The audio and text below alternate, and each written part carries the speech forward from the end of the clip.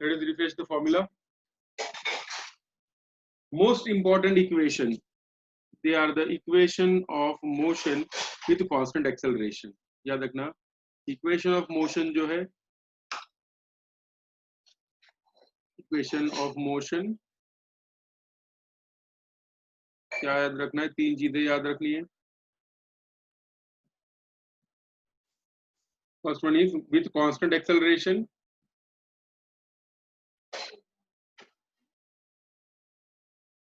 Motion with constant acceleration. Motion with constant speed. And uniform circular motion. Okay. With constant acceleration में projectile भी include हो जाएगा. इसमें projectile भी include हो जाता है. The most important equation is number 1. V is equal to U plus AT. सबको याद होगा. Number 2. S is equal to UT plus half AT square. Number 3. V square minus U square is equal to 2AS. इसके अलावा projectile motion के equation में आपको लिखाता हूँ इसके बाद. मोशन विथ कांस्टेंट स्पीड में सिर्फ एक ही फॉर्मूला है, v is equal to D by T. ठीक है. Velocity is equal to displacement upon time. D से डिस्प्लेसमेंट हो सकता है, डी से डिस्टेंस भी हो सकता है. इफ इट इज स्पीड, अगर स्पीड की बात करते हैं तो ये होगा डिस्टेंस, नहीं ये स्पीड है. ठीक है. And if it is velocity तो v is equal to displacement यानी r या s या कुछ भी बोल सकते हैं डिवाइडेड बाय टाइम. UCM में यही है, that acceleration A is equal to v square by r. The formula for UCM. इसका स्क्रीनशॉट ले लो जल्दी से और जितनी हो सके फॉर्मूला दिमाग में रख देना, बिकॉज इसके बेसिस पे अभी MCQ आएंगे थोड़े. ले लिया स्क्रीनशॉट? ओके, आगे बढ़ते हैं. Equation of projectile motion.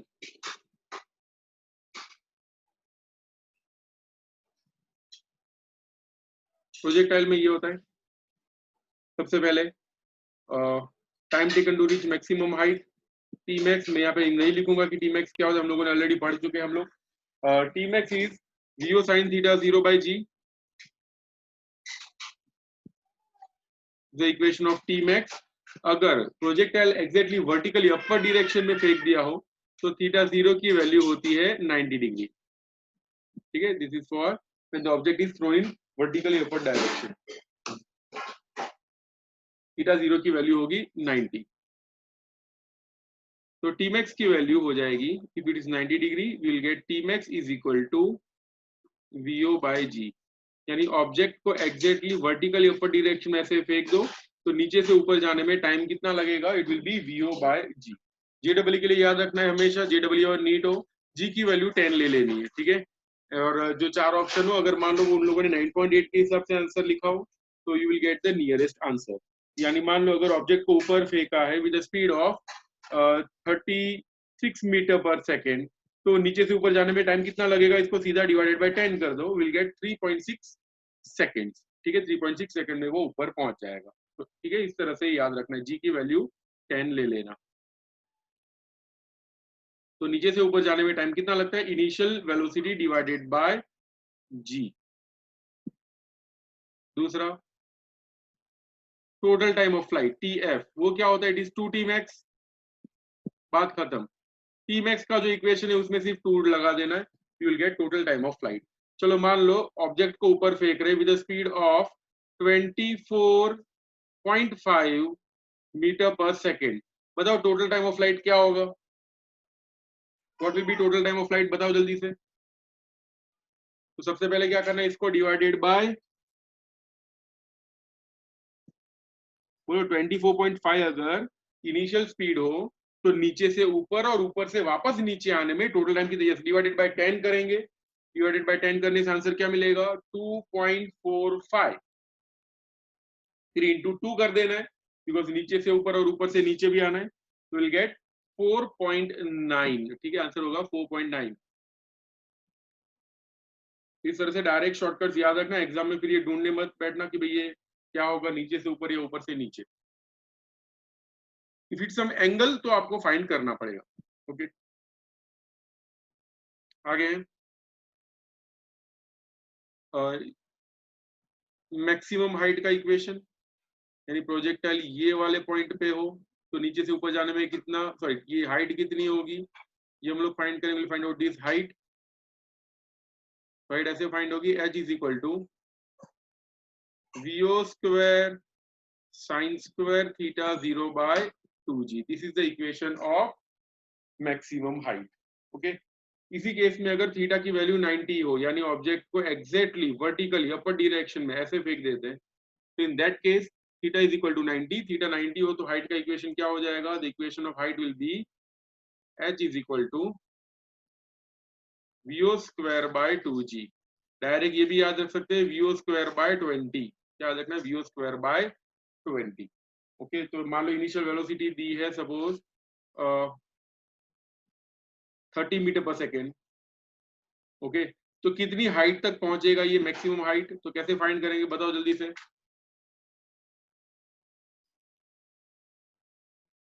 क्या आंसर आएगा, यस 30 का स्क्वायर करना है, दैट विल गिव 900 और 900 बाय 20 यानी इट विल बिकम 45। ठीक है, 45 आंसर आएगा इस केस में।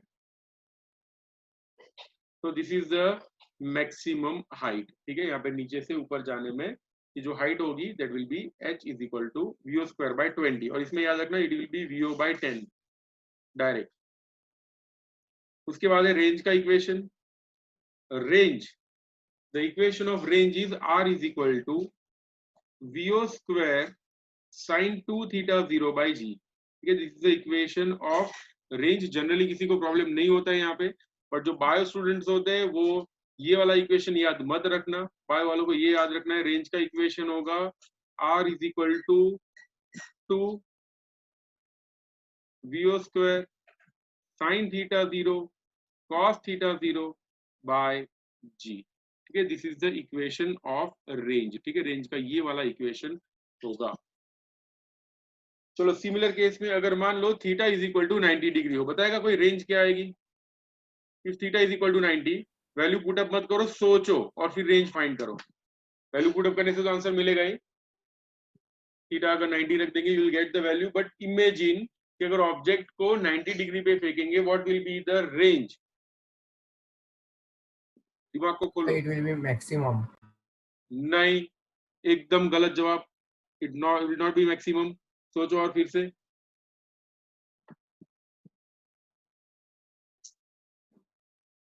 थीटा यहाँ पे 98, it's not 2 theta is equal to 90। यहाँ पे थीटा यानी एंगल ऑफ प्रोजेक्शन, जिस एंगल से हम लोग उसको प्रोजेक्ट कर रहे हैं वो दिया हुआ है 90 डिग्री।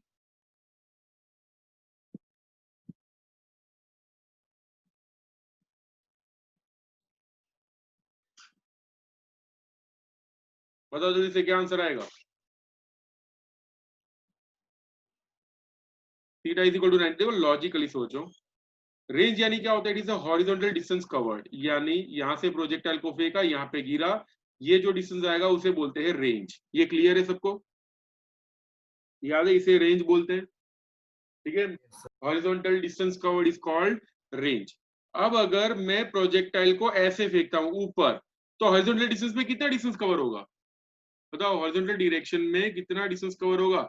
अगर मैं ऊपर फेंकता हूं तो जीरो, कुछ होगा ही नहीं ना, तो ये वाले केस में रेंज हो जाएगी 0। अब देखो इक्वेशन से कैसे प्रूव होता है, with help of equation we can say range का इक्वेशन है vo square 2 sine theta 0 cos theta 0 by g। ठीक है, this is the equation of range. अब थीटा की वैल्यू 90 ले लेते हैं, बिकॉज थीटा तो 90 है ना, वर्टिकली अपर डायरेक्शन में फेंकेंगे, theta will be 90। If theta is equal to 90, ये cos 90 की वैल्यू क्या हो जाएगी, बताएगा कोई, what is the value of cos 90। 0 cos 90 0, यानी रेंज हो गई 0। सो दो तरह से ये प्रूव हो सकता है, मैथमेटिकली इस तरह से प्रूव होगा। Okay, mathematically it will be proved with help of this thing. Okay, 90 degree लेके, और प्रैक्टिकली ऐसा होगा कि ये ऊपर गया नीचे आया, कुछ हॉरिजॉन्टल डिस्टेंस में जाएगा ही नहीं, इसलिए होगा 0। ओके, तो इसको मिटा देता हूँ, कुछ जरूरत नहीं है इसकी। वापस इधर, फिर theta is equal to 90, range कितनी होगी, इट विल बी 0। ओके, जल्दी से इसका स्क्रीनशॉट ले लो and then raise your hand. Screenshot ले लो इसका। If you are not able to take screenshot, don't worry, ये लेक्चर रिकॉर्ड भी हो रहा है, आपको इसका रिकॉर्डिंग मिल जाएगा। Even if you missed something, don't worry.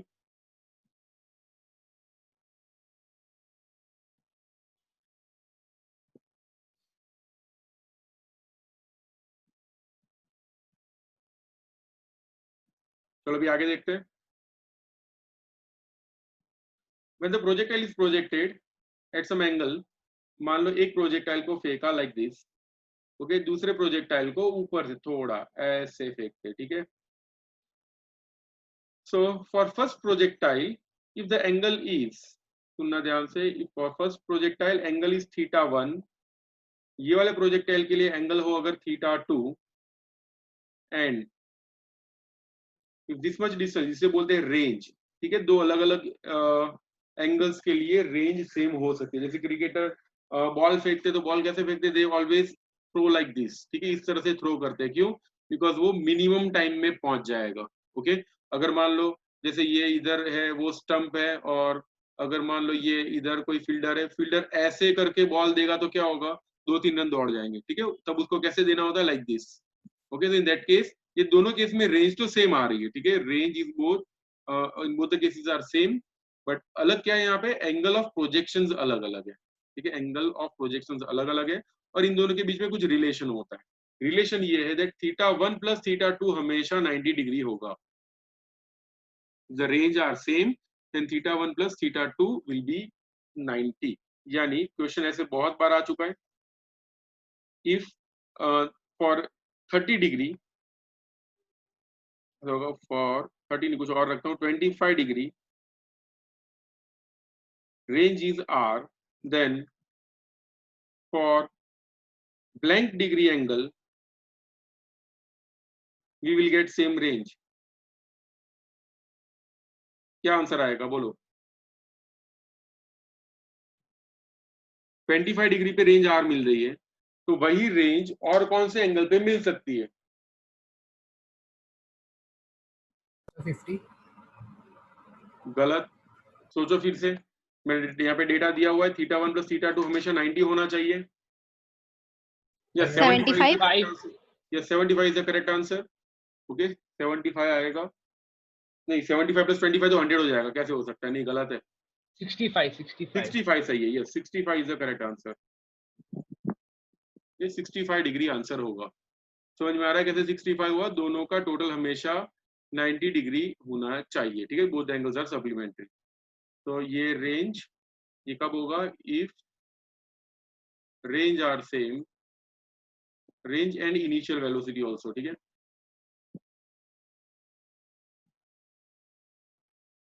Range और इनिशियल वेलोसिटी सेम हो तो θ1 प्लस θ2 हमेशा 90 डिग्री होता है। इसका स्क्रीनशॉट ले लो, then raise your hand.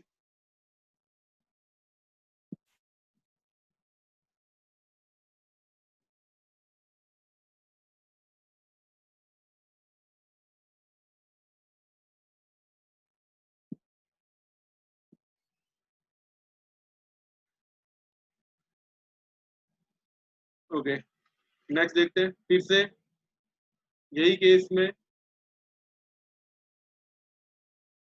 Like this, फिर से रेंज सेम है, तो एंगल का तो पता चल गया हमको, एंगल होगा θ1 प्लस θ2, ठीक है। ये वाले केस के लिए टाइम ऑफ फ्लाइट होगा TF1 मान लेते हैं, और इसके लिए टाइम लग रहा है TF2, यानी टोटल टाइम ऑफ फ्लाइट, नीचे से ऊपर और ऊपर से वापस नीचे आने में जो टाइम लग रहा है, it is TF1 and TF2। Then इन दोनों का अगर मल्टीप्लीकेशन करेंगे, ध्यान देना ये रेंज R है, इन दोनों को मल्टीप्लाई करते TF1 इंटू TF2 होगा 2R/G, ठीक है, where R is the range and G is the acceleration due to gravity.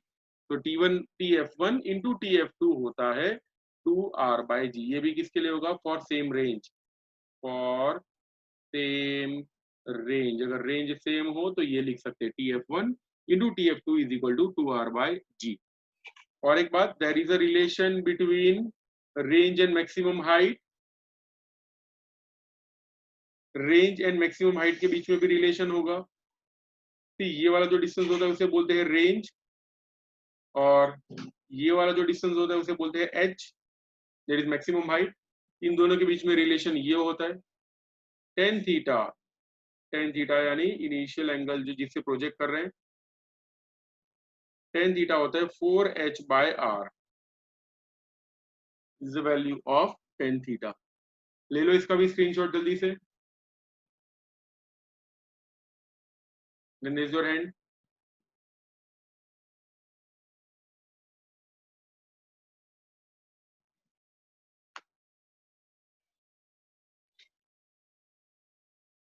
चलो बताओ, if range of projectile is 4 times h, then angle of projection कितना होगा? बताएगा कोई? If the range of projectile is 4 times h, तो angle of projection कितना होगा?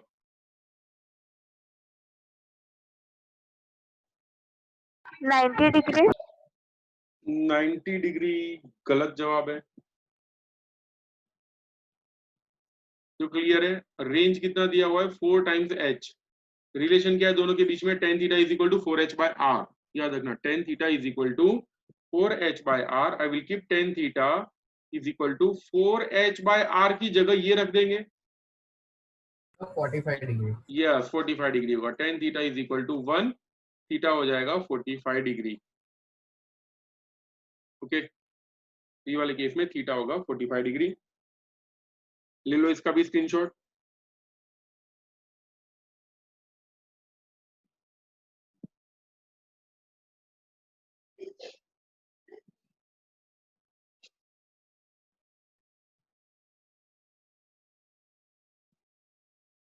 देखते भी नेक्स्ट फॉर्मूला।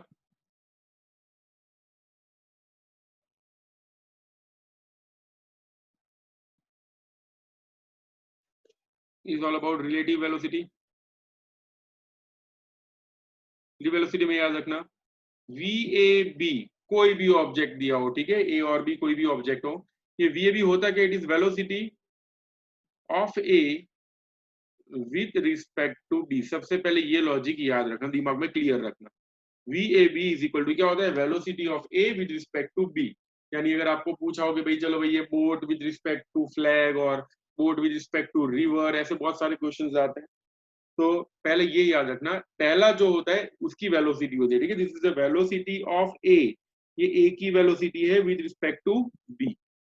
और एक बात याद रखनी है, VAB की वैल्यू होती है VA माइनस VB, ठीक है। Even if it's vector then also it's true, ठीक है, वेक्टर हो तो भी ऐसा ही होगा। तो रिलेटिव वेलोसिटी में सिर्फ और सिर्फ ये इक्वेशन याद रखना है, VAB will be VA minus VB। और ये मैथमेटिकल इक्वेशन है, और लॉजिकल ये याद रखना, if the two balls are there, ठीक है, इसकी वेलोसिटी है 10 मीटर पर सेकेंड, इसकी वेलोसिटी है 30 मीटर पर सेकेंड, तो जो दोनों के बीच में कोलिजन होगा वो कितनी स्पीड से कोलिजन होगा? बोलो जल्दी से। एक 10 है, दूसरा 30 है, जब कोलिजन होगा कितनी स्पीड से कोलिजन होगा? यस, आंसर विल बी 20, ऐसा हमको लगता है, बट ये गलत है। अगर मान लो दोनों को सबट्रैक्ट करके करना होता तो देखो इसमें मजा आ जाता। यस 40 सही आंसर है। देखो माइनस क्यों नहीं आएगा वो प्रैक्टिकली बता देता हूँ। मान लो ये 100 मीटर पर सेकेंड की स्पीड से ट्रक आपकी तरफ आ रहा है, आप भी ट्रक की तरफ 100 मीटर पर सेकेंड की स्पीड से जा रहे हो, अगर माइनस ही कर देते तो आंसर क्या हो जाता है? 100 माइनस 100 जीरो, यानी आप लोग जीरो की स्पीड से ट्रक को टकराते हैं। बट ऐसा तो प्रैक्टिकली होता नहीं है, practically will collide with 200 metre पर सेकेंड। तो ये वाले केस में याद रखना क्या होगा, एक है 10, दूसरा है 30, तो आंसर विल बी 40, ठीक है। लॉजिकली इस तरह से आएगा। और थियोरेटिकली अगर करना हो देन इसको मान लो ए बोल देते हैं, this is A, this is B, तो velocity of A with respect to B will be velocity of A minus velocity of B. Velocity of A is 10 plus 10. क्यों? बिकॉज ये प्लस एक्स में जा रहा है ना, तो ये बी कहाँ जा रहा है? माइनस में, इसलिए माइनस, ये वाला माइनस लिखा और बी का माइनस लिखूंगा, दैट इज -30. आंसर हो जाएगा 40 मीटर पर second. This will be the relative speed. Okay, तो याद रखना ऑपोजिट डायरेक्शन में जा रहे हैं तो प्लस करना है, और अगर सेम डायरेक्शन में जा रहा है तो माइनस.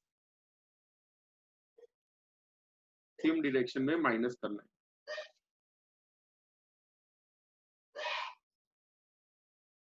और सेम डायरेक्शन माइनस, जैसे 10 और ये 30 सेम डायरेक्शन में जा रहे हैं,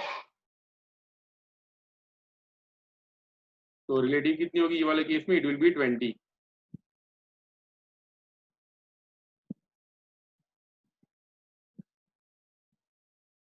रिलेटिव विल बी 20 मीटर पर सेकेंड. ले लो स्क्रीनशॉट इसका भी.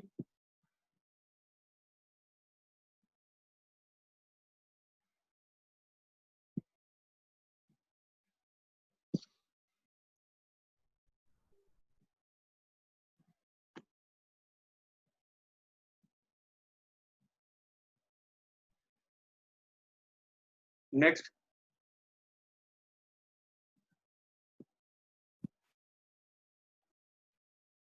यूसीएम यानी यूनिफॉर्म सर्कुलर मोशन. याद रखना ये हमेशा एक्सेलरेटेड मोशन होता है, इसमें स्पीड हमेशा कांस्टेंट होती है, but velocity is not constant. Velocity is not constant. बताएगा कोई यूनिफॉर्म सर्कुलर मोशन में वेलोसिटी का क्या चेंज होता है? बोलो. स्पीड कांस्टेंट है, वेलोसिटी कांस्टेंट नहीं है. ऐसा क्यों है? Because when you are moving on a circular track, जैसे मान लो आप इधर हो, Sir, due to change of direction. Perfect, due to the change of direction at each and every point. यहाँ पे डायरेक्शन चेंज होगी. सी, आप लोग ऐसे ऐसे गोल गोल घूम रहे हैं, एट दैट टाइम क्या होगा? At each and every point you have to change your direction. हर एक पॉइंट पे डायरेक्शन चेंज होगा. स्पीड जो है वो स्पीड कांस्टेंट हो सकती है. ठीक है, जैसे मान लो 20 की स्पीड से आप लोग कोई भी सर्कल के आजू बाजू जा रहे हो 20 मीटर पर सेकेंड, बढ़ा भी नहीं रहे हो, कम भी नहीं कर रहे हो, at that time we can say speed remains constant 20 metre पर second. But at each and every point you have to change the direction. अगर डायरेक्शन चेंज नहीं किया यानी स्टीयरिंग को नहीं घुमाया तो सीधा आप लोग टेंजेंट की डायरेक्शन में बाहर चले जाओगे. ठीक है, और इस पॉइंट पे चेंज नहीं किया तो टेंजेंट से बाहर. तो हर एक पॉइंट पे टेंजेंट की डायरेक्शन में वेलोसिटी की डायरेक्शन होती है, and velocity is not constant everywhere. ये जो वेलोसिटी कांस्टेंट नहीं होती तो एक्सेलरेशन का वैल्यू क्या होगा? A is equal to V square by R. ठीक है, this is the formula of acceleration, जिसमें v की वैल्यू क्या होती है? v is equal to R omega भी लिख सकते हैं. You know, so write acceleration as a is equal to, e की वैल्यू होगी R square omega square by R. ये कट करने के बाद एक्सेलरेशन का इक्वेशन मिलेगा omega square into R. This is the equation of acceleration. a is equal to omega square into R. छापो जल्दी से, आई मीन स्क्रीनशॉट ले लो इसका, लिखना नहीं है.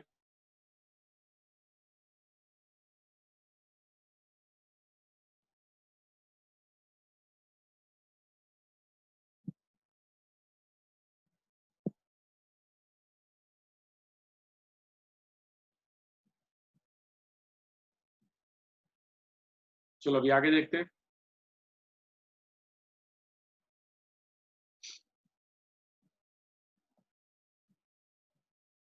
Average velocity. एवरेज वेलोसिटी का फॉर्मूला क्या होता है? It is total distance upon total time.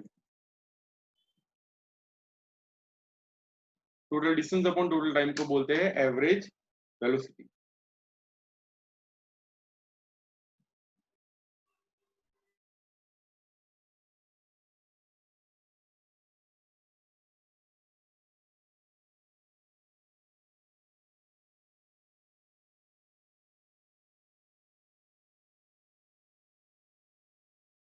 Average velocity का फॉर्मूला ये वाले केस में होगा 2v1 v2 bye v1 plus v2।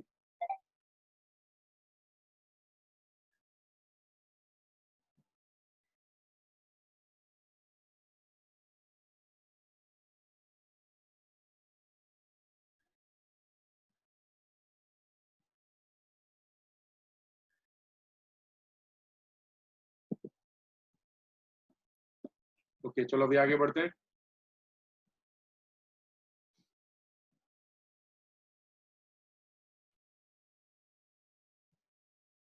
Instantaneous velocity, instantaneous acceleration and position,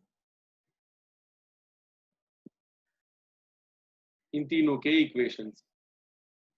differentiation से आता है ये सारी की सारी चीजें, ध्यान देना, समझ में ना आए तो पूछ लेना ये वाले केस में। Number 1, R indicates position, R indicate कर रहा है position, then dr by dt यानी differentiation of position with respect to time, उसे बोलते हैं v यानी वेलोसिटी। ठीक है, differentiation of position gives velocity. Example दे रहा हूं, जैसे अगर आपको पोजीशन का इक्वेशन ये दिया हो r is equal to 3t square plus 4t, ठीक है, अगर कुछ ऐसा इक्वेशन दिया हो तो इसको डिफरेंशिएट करने से क्या मिलेगा, देखो will get dr by dt will be equal to 3t square का डिफरेंशिएशन होगा 6t और 4t का डिफरेंशिएशन होगा 4।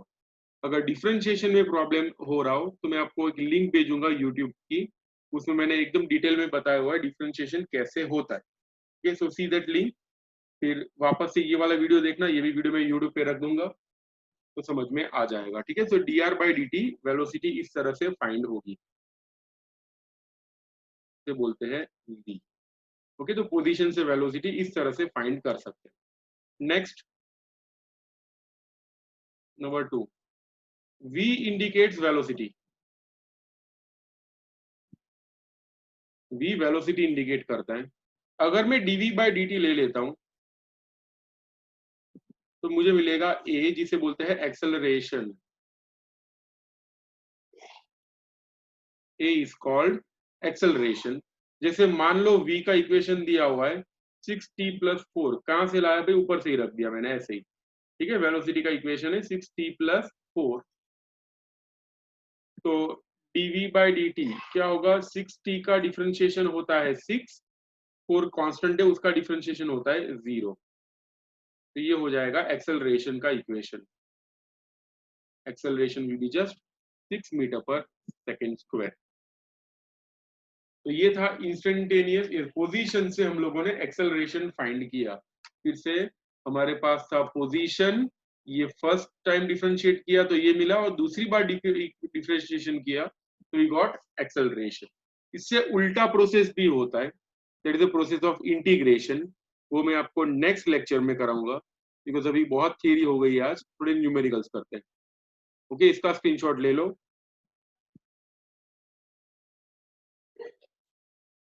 Then raise your hand, we'll do some numericals now.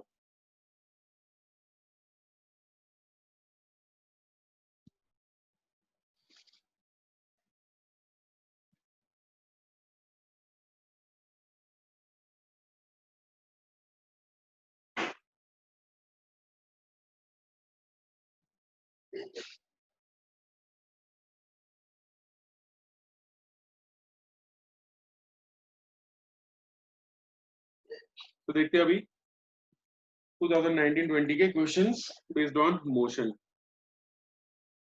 और आगे चलते हैं, जो आज किया उसके बेसिस पे ये देखते हैं। सबसे पहले ये क्वेश्चन पूछा गया था अभी लेटेस्ट में, फ्रेश क्वेश्चन है, 1 महीना भी नहीं हुआ ये क्वेश्चन को। ऑनलाइन एग्जाम JEE की 4 सितंबर का ये क्वेश्चन है 2020 का। क्या दिया हुआ, स्टार्टिंग फ्रॉम द ओरिजिन, देखो ओरिजिन से स्टार्ट करना है, यानी याद रखना initial position r0 is equal to क्या होगा 0 at time t is equal to 0 with initial velocity यानी u दिया हुआ है, it is 5j caret. Okay, initial velocity दी है 5j caret. A particles move is in xy plane with a constant acceleration. Acceleration दिया हुआ है a is equal to 10I plus 4j metre पर सेकेंड स्क्वायर। ठीक है, ये acceleration दिया हुआ है। At time t the coordinates are 20 metre comma y0 metre. देखो एट टाइम t कोऑर्डिनेट्स क्या दिया हुआ है, r is equal to 20 comma y0। मैं मीटर मीटर नहीं लिख रहा, मीटर बाहर लिख देता हूँ। ये हमको कोऑर्डिनेट दिया हुआ है r की वैल्यू। देखो अगर r ऐसा लिखा हो तो इसे क्या बोलेंगे, दिस इज कॉल्ड x और ये क्या है y। यानी मीनिंग ये हुआ x अगर 20 हो तो y0 की वैल्यू कितनी है, इट इज y। और फाइंड क्या करना है, the values of t and y0। t कितना होगा और y0 ये कितना होगा, ये फाइंड करना है। क्वेश्चन में अभी भी कुछ प्रॉब्लम लग रहा हो तो बता दो। समझ में आ गया मैंने कैसे डेटा एक्सट्रैक्ट किया। मेन जो चीज होती है वो डेटा एक्सट्रैक्ट करने की होती है, अगर वो अच्छे से हो जाए then the numerical becomes very easy.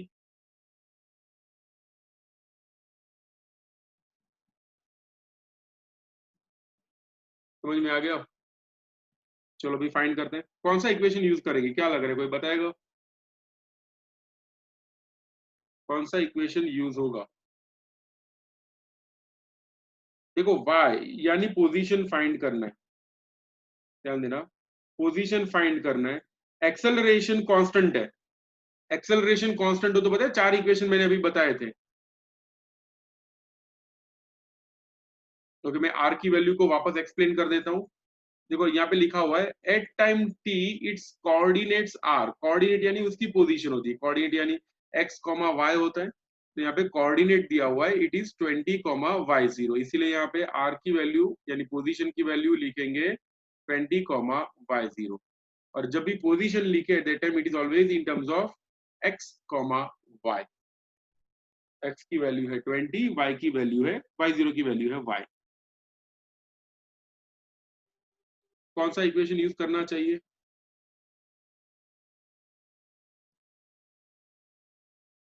Three equations of motion है। चलो हिंट दे देता हूं कौन सा इक्वेशन यूज करेंगे, इसमें से बताओ। ये है v is equal to u plus a t, s is equal to u t plus half a t square, v square minus u square is equal to 2as। तीन इक्वेशन है, तीन में से कौन सा इक्वेशन यूज करना चाहिए।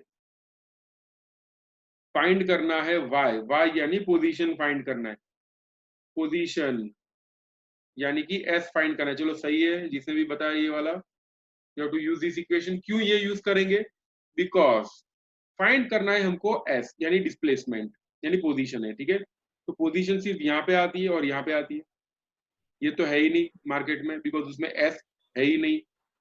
अब इन दोनों में से भी ये वाला इक्वेशन क्यों चूज करेंगे, बिकॉज यहाँ पे टाइम फाइंड करने को बोला हुआ है। देखो you want to find out time, तो टाइम फाइंड करना है।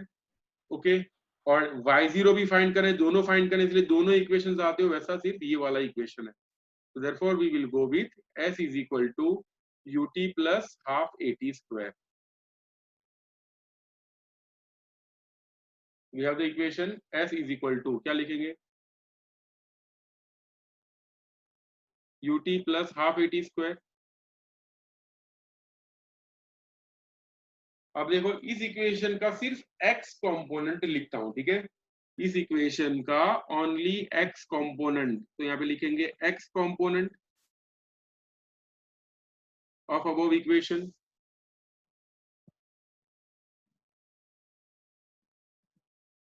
इस इक्वेशन का x कंपोनेंट क्या होगा, let x is equal to velocity का x कंपोनेंट। बताओ वेलोसिटी का x कंपोनेंट कितना है, 0 है। क्यों, बिकॉज यहाँ पे i कैरेट होता है ना। ओके, ये जो है ये y कंपोनेंट, कैसे पता चले, बिकॉज यहाँ पे j के टर्म्स में दिया हुआ है। अगर x कंपोनेंट होता तो i के टर्म्स में दिया होता, तो यहाँ पे 0 आएगा प्लस हाफ एक्सेलरेशन। एक्सेलरेशन का x कंपोनेंट कितना है बताओ तो, ये दिया हुआ इक्वेशन, यस 10 होगा, 10 I caret. 10 आई कैन सिर्फ 10 लिखेंगे बिकॉज हम लोग x कंपोनेंट ही लिख रहे हैं, इनटू टाइम कितना है वो तो हम लोग फाइंड कर रहे हैं, और x भी दिया हुआ है, कितना दिया हुआ है देखो 20 दिया हुआ है, ओके मैं यहाँ पे वो भी रख देता हूँ, तो 20 इज इक्वल टू होगा 5t², तो t स्क्वायर होगा 4, तो t हो जाएगा 2 सेकेंड, तो 2 सेकेंड वाले ऑप्शन कितने, ये रहा और ये रहा, क्योंकि ये दोनों में ऑप्शन 2 है।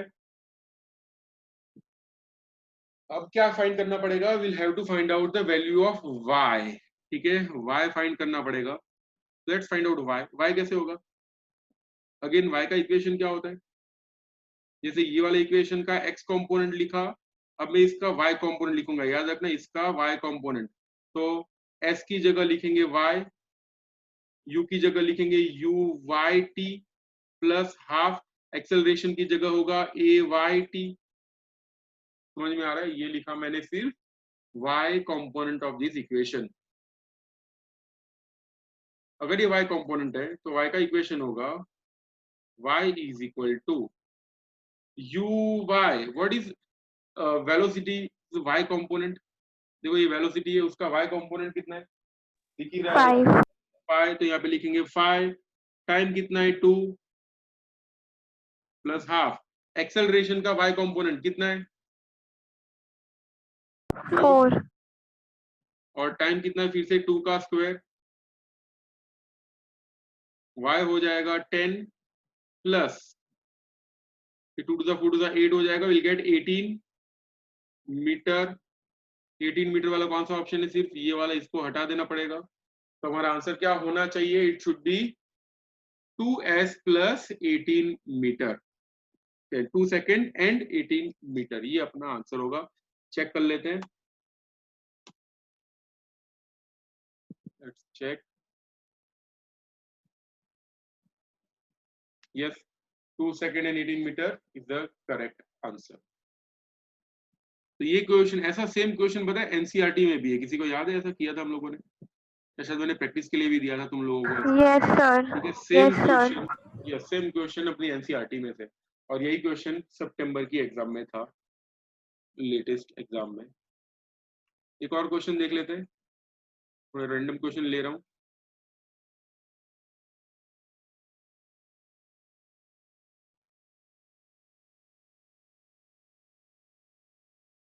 ये वाला नहीं, ये नहीं होगा,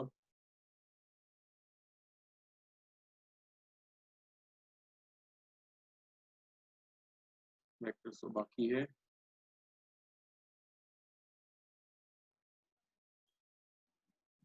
सारे सॉल्व करने हैं हमको,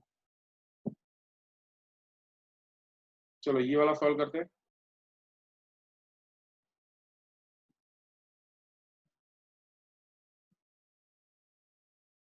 A stream of river is flowing with a speed of 2 kilometre per our, यानी v दिया हुआ है 2 kilometre per our, a swimmer can swim at a speed of 4 kilometre per our, देखो ये दिया हुआ है वेलोसिटी ऑफ रिवर, फिर से this is velocity of river, और ये दिया हुआ है 4 किलोमीटर पर आवर, और स्विमर की वेलोसिटी है v swimmer is equal to, ये कुछ गलत Sir, river की velocity 2 है. 2 है, यस 2 है, और ये दिया हुआ है 4 kilometre per our, okay. What should be the direction of the swimmer with respect to flow of the river to cross the river straight? देखो क्वेश्चन ऐसा है कि जैसे मान लो ये रिवर ऐसे जा रही है, the direction of river,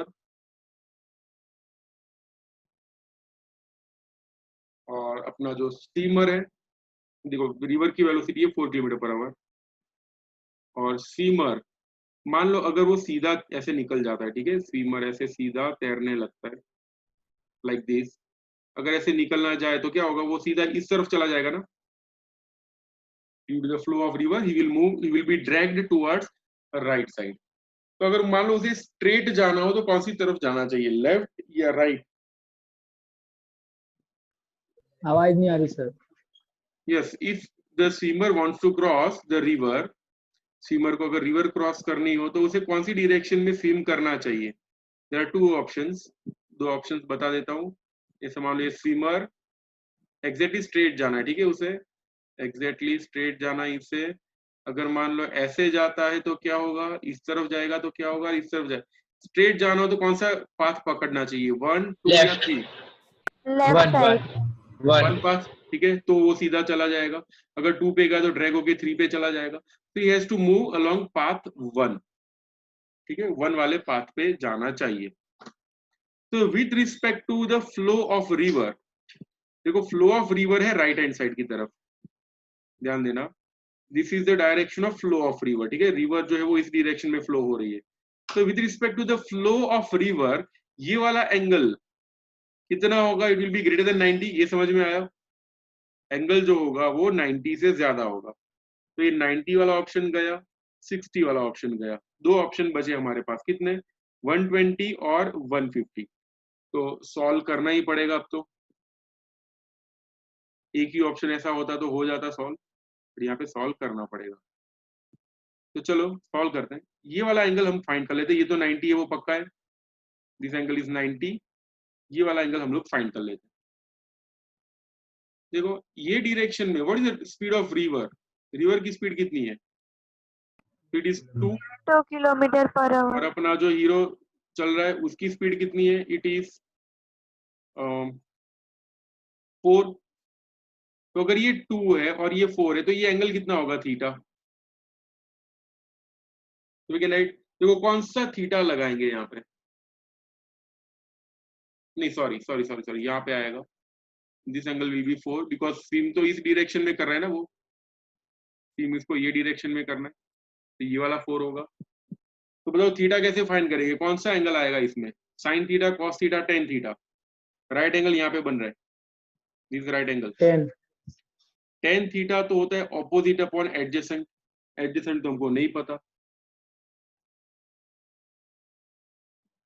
देखो ऑपोजिट है और हाइपोटेनस है, साइन यस साइन आएगा, वी कैन हैव साइन। देखो डायग्राम अच्छे से बनाता हूँ वापस से।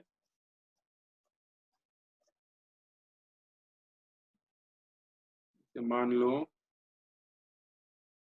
द रिवर, ठीक है, अपना स्विमर जो है वो इस डायरेक्शन में जा रहा है लाइक दिस, तो स्विमर की वेलोसिटी है 4 किलोमीटर पर आवर, एंड जो रिवर है it is flowing towards right, ये डायरेक्शन में, इसकी वेलोसिटी है 2, तब वो सीधा चला जाता है, इसको हटाना पड़ेगा थोड़ा।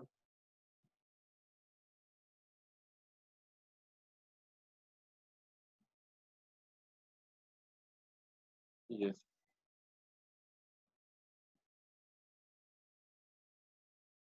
यस, तो यहाँ पे ये याद रखना, हम लोग फाइंड क्या करें, we are finding out this whole angle, ठीक है, ये कितना होगा फाइंड करें, इसमें से ये तो पता है 90 है, ये एंगल फाइंड करना था। ये दिया हुआ है 4, ये रिवर की वेलोसिटी है 2, और ये एंगल है 90, इसीलिए क्या होगा, sine theta is equal to length of opposite side upon adjacent side, sorry hypotenuse. तो साइन थीटा की वैल्यू क्या हो जाएगी, इट विल बिकम 1/2, तो थीटा हो जाएगा 30 डिग्री। चलो थीटा 30 डिग्री हो तो आंसर क्या आएगा इन दोनों में से, 120 या 150, क्या आएगा आंसर? 120.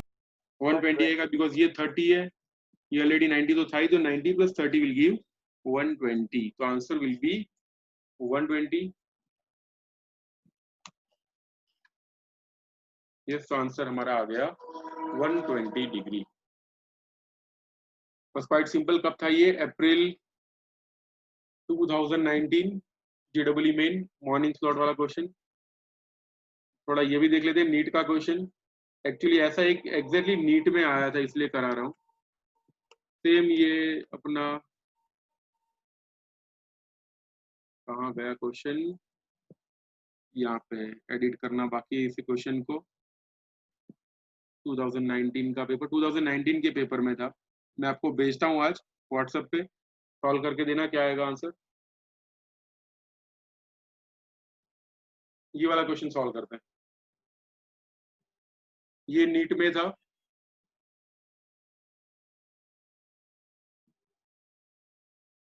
बताओ क्या आंसर आएगा इसका।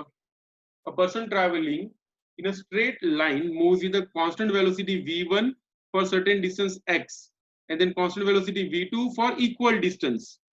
The average velocity will be given by the relation. Average velocity क्या होगी ये हमको फाइंड करके बताना है।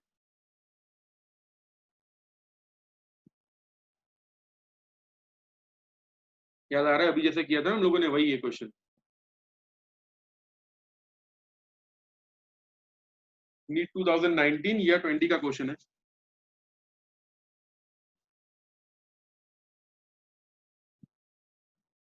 यस ऑफ कोर्स, नीट में जो क्वेश्चन आया वो जेडब्ल्यू में, और जेडब्ल्यू के क्वेश्चंस नीट में भी आते रहते हैं, बिकॉज अभी जो बॉडी है वो सेम हो गई है। ओके, एनटीए उनकी क्वेश्चन बैंक सब एक जैसी है और निकालने वाले भी सेम लोग ही होते हैं। पहले ऐसा नहीं था, दोनों बॉडी से अलग अलग थी, फिर भी क्वेश्चंस रिपीट होते थे। ओके, यानी जो जेडब्ल्यू में आया वही नीट में क्वेश्चन आ जाता था, और अभी भी मेरे पास प्रूफ है बहुत सारे। अभी जो फीमर वाला एग्जांपल है वो भी आ चुका है, 19 में नीट में भी था और 19 में ही जेडब्ल्यू में भी था, वो फीमर वाला एग्जांपल। अभी वो मैंने एडिट नहीं किया हुआ पीपीटी। So इसको तो सॉल्व कर ले पहले। A person traveling in a straight line moves with velocity v1 for certain distance x. तो डिस्टेंस x के लिए उसकी वेलोसिटी है v1 and with velocity v2 for next equal distance, यानी यहाँ पे इक्वल डिस्टेंस की बात चल रही है। याद करो, अगर ऐसा हो तो एवरेज v का क्या फॉर्मूला होता है? It is 2v1 v2 by v1 plus v2।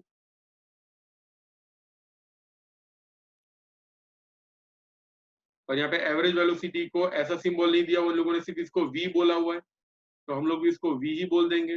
Late this be v। इसमें तो कोई मैच हो रहा है ऐसा नहीं लग रहा, लग रहा है ऐसा कोई मैच हो रहा है ऐसा? बोलो कौन सा आंसर होगा? 1 2 3 4। नन ऑफ द अबव तो नहीं है आंसर। क्या आंसर आएगा?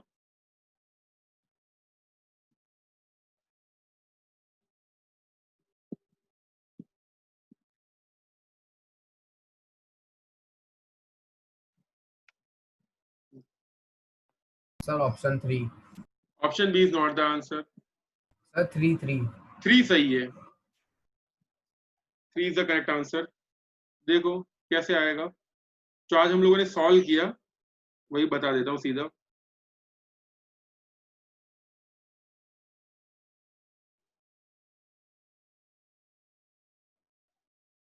देखो ये रहा, ठीक है, इसमें ये वाला स्टेप देखो ध्यान से, दिस स्टेप, ठीक है, ये एवरेज वेलोसिटी है ना, तो एवरेज वेलोसिटी का इक्वेशन एक स्टेप के लिए ये वाला इक्वेशन बन गया था ना।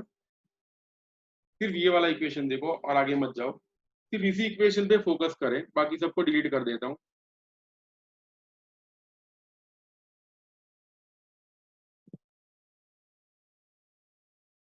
इस इक्वेशन को ये अगर देखें ध्यान से,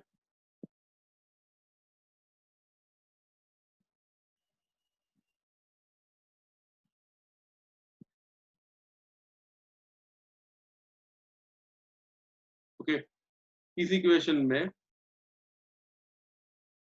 मान लो 2 को मैं नीचे ले आता हूँ, ठीक है, और एवरेज v को तो v बोला हुआ है, तो v is equal to 2 by 1 by v1 plus 1 by v2। अगर 2 नीचे चला जाता है तो क्या होगा? Will get v by 2 is equal to 1 by v1 plus 1 by v2। अब ये इक्वेशन को मैं उल्टा कर देता हूँ तो ये भी उल्टा हो जाएगा, तो get 2 by v will be 1 by v1 plus 1 by v2। हो गया ना? तो मैंने आपको अगर मान लो ये वाला इक्वेशन अगर डिराइव करके दिया हुआ है तो क्या होगा, आप लोगों को शायद याद आ सकता है कि भी चलो ये आंसर होगा। बट अगर आप लोगों ने डायरेक्ट आंसर जो फॉर्मूलाज जो दी होती है सब बुक्स में, अगर वो रट्टा मार ली फॉर्मूलाज तो नहीं होगा। Okay, so it's very necessary कि ये फॉर्मूला कहाँ से आ रहा है वो भी आप लोगों को पता होना चाहिए। तो वापस चले जाते हैं उधर। यस, नीट 2019 का क्वेश्चन क्या है का आंसर? इट विल बी, लिखा हुआ है आंसर इज 3, ठीक है, 2 by v is equal to 1 by v1 plus 1 by v2। So that's all for today's lecture. अभी 5 मिनट के बाद, थोड़ा 10 मिनट के बाद हम लोग स्टार्ट करेंगे, ठीक है. After 10 minutes we have the regular lecture of 11th standard. Start करेंगे 4:37 को, ठीक है. 10 मिनट का ब्रेक ले लो. We'll start with 4:37. Okay, bye bye. Sir बोलो बोलो बोलो बोलो. Yes, I am listening. Sir relative velocity में नेगेटिव आएगा. हाँ, आ सकता है. Yes, relative velocity में भी नेगेटिव हो सकता है.